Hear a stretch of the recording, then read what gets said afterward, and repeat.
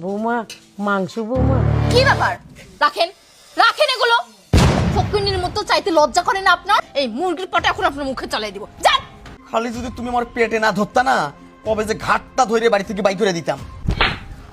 কি রে, বুঝলাম না তোমার গায়ে হাত দিলি কেন?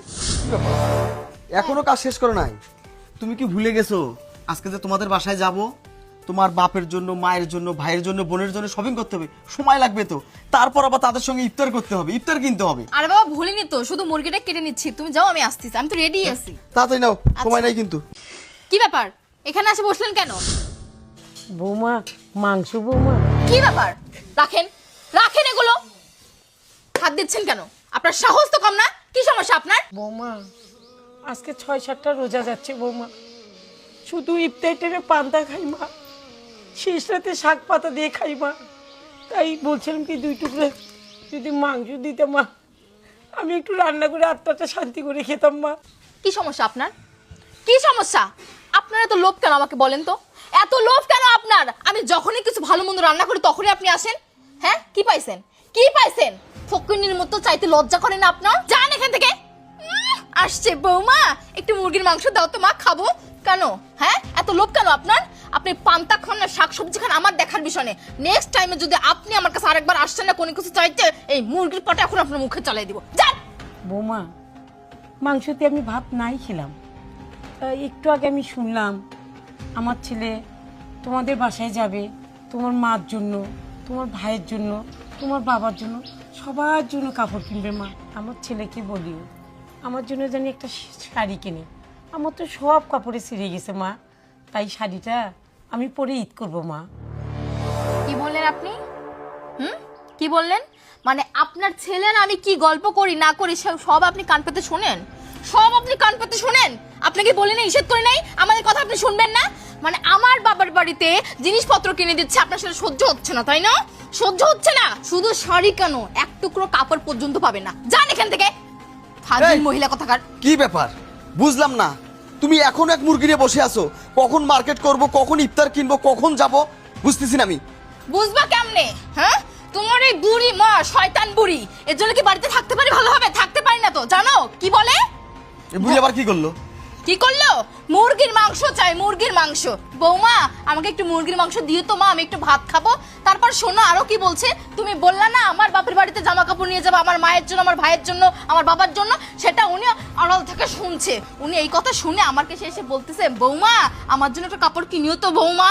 উরি আল্লাহ, কত যে শখ, কত শখ মুরগির মাংস খাইবা, নতুন কাপড় লাগবো। খালি যদি তুমি আমার পেটে না ধরতা না, কবে যে ঘাটটা ধরে বাড়ি থেকে বাই করে দিতাম।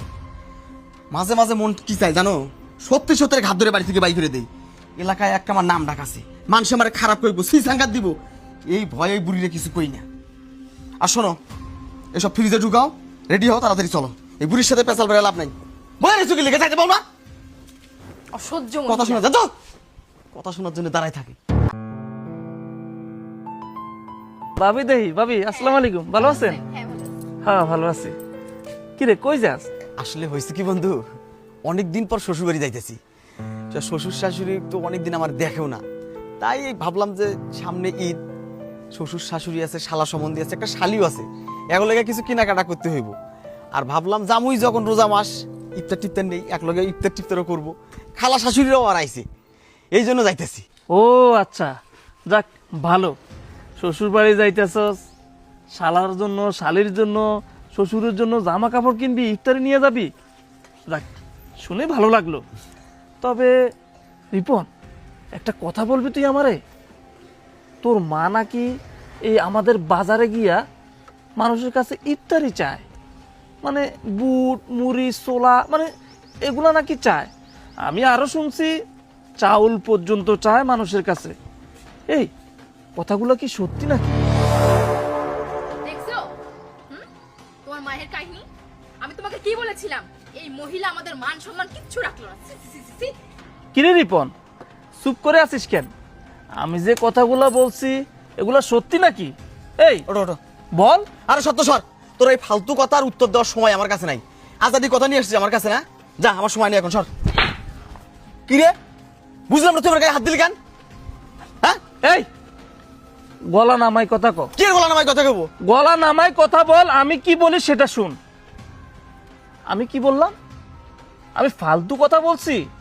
এই আমি তোরে ফালতু কথা বলছি না, আমি যা বলছি সত্যি কথা বলছি, একদম বাস্তব বলছি।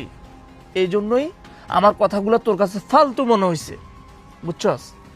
তোর মা কি করে, এই রমজানের আগ থেকে শুরু করে তোর মা প্রত্যেক দিন বাজারে গিয়ে প্রত্যেকটা দোকান থেকে মানুষ থেকে চাইয়া চাইয়া ইফতারি নেয়, মানুষ থেকে চাইয়া চাউল দোকানে গিয়ে চাউল চায়, ডাউল চায়, তেল চায়। কি জন্য রে? এ কি জন্য? তুই না তার সন্তান? তুই না তার সন্তান? তুই আমারে একটু আগে কি বললি? তুই শ্বশুর বাড়ি যাচ্ছিস অনেক আরামায়েশ করে, শ্বশুর শাশুড়ি শালা শালি সবার জন্য জামা কাপড় কিনবি। ভালো ভালো। এই আজকে সকালবেলা নাকি তুই তোর মার সাথে নাকি ঝগড়া করছস? তোর মা কই আছে তুই জানিস? আমি একটা জিনিস বুঝলাম না, আপনি আমাদের পরিবারের সম্বন্ধে কথা বলছেন কেন? এই মেয়ে, এই চুপ করো।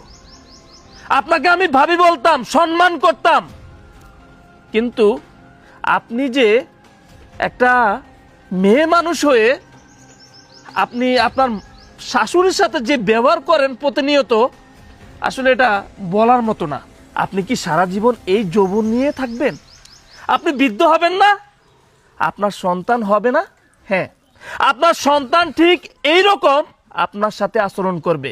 বন্ধু, তোরে আমি একটা কথা বলতে চাইছিলাম, কিন্তু না, তোদের সময় নষ্ট করতে চাই না। তুই না যাচ্ছিস তোর শ্বশুর বাড়িতে, যা যা।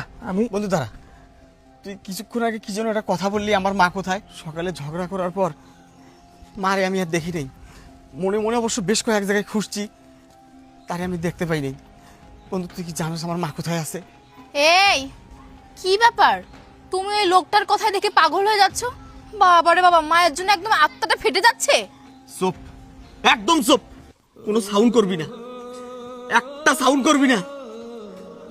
ওই তো ঠিক কথাই বলছি, তোর মায়ের জন্য, তোর বাপের জন্য, তোর বোনের জন্য মার্কেট করার জন্য মানি ভর্তি টাকা নিছি, অথচ আমার মা ইফতার করার জন্য মানুষের দোকানে দোকানে হাত পাতায়। আমার মা শাক ভাজি দিয়ে ভাত খায়, পান্তা খায় আর রোজা ভাঙে। আমার মতো কুলাঙ্গার সন্তান আল্লাহ কেন দিয়েছিল রে দুনিয়ায়? কি লেখা পাঠাইছিল? আমি যদি দুনিয়ায় না আইতাম তাইলে হয়তো আমার মায়ের এই আক্ষেপ থাকতো না, এই কষ্ট থাকতো না। আটারে কত কষ্ট দিছি আমি আমি নিজের চোখে দেখি। আমার মা গোসল করে এক কাপড় ভিজায়, এবার রোদে দাঁড়ায় দাঁড়ায় কাপড় শুকায়, আবার ওই কাপড় গায়ে দেয়। আর তোর ডজনে ডজনে শাড়ি, এখন আবার তোর মায়ের লাগবো, তোর বাপের লাগবো, তোর বোনের লাগবো। আমার মাটা কি মানুষ না? আর কি ইচ্ছে থাকে না একটু নতুন কাপড় পরবো? আর কি ইচ্ছে থাকে না রোজা মাসে একটু বুট বুন্দা দিয়ে ইফতার খাইবো? সব শালা আমার কপাল। কেন আমার মা আমার পেটে ধরছিল? আমার মা যদি আমার পেটে না ধরতো তাহলে এত কষ্ট হইতো আমার মায়ের। কেন পাঠাইছিল আমারে তুমি দুনিয়ায়? আর পাঠাইলাই যদি তাহলে অমানুষ বানাইছো কি লেগে? যে পেলা মায়ের খেয়াল করে না, মায়ের থেকে দেখে না, এর দুনিয়ার থাকার কোনো দরকার নাই। শোনো, হাট! বুকের ভিজে গামছা সবই না, সারাটা খুন দেখি মায়ের লোকে খালি খেটর খেটর করস, খেটর খেটর করস, উষ্টা মারস। তোর লাগে মাটার একটা ধাক্কাও দিলাম, জানি না মা কই গেছে, কই খুঁজবো আমি মারে। আরে তোর বাপের গোষ্ঠী মারি। বন্ধুরে, বন্ধু তুই কি জানিস আমার মা কোথায় আছে? তুই কি জানিস আমার মা কোথায়? আরে চুপ করে আসিস কি লেখা? কথা কয় না, কথা কয়।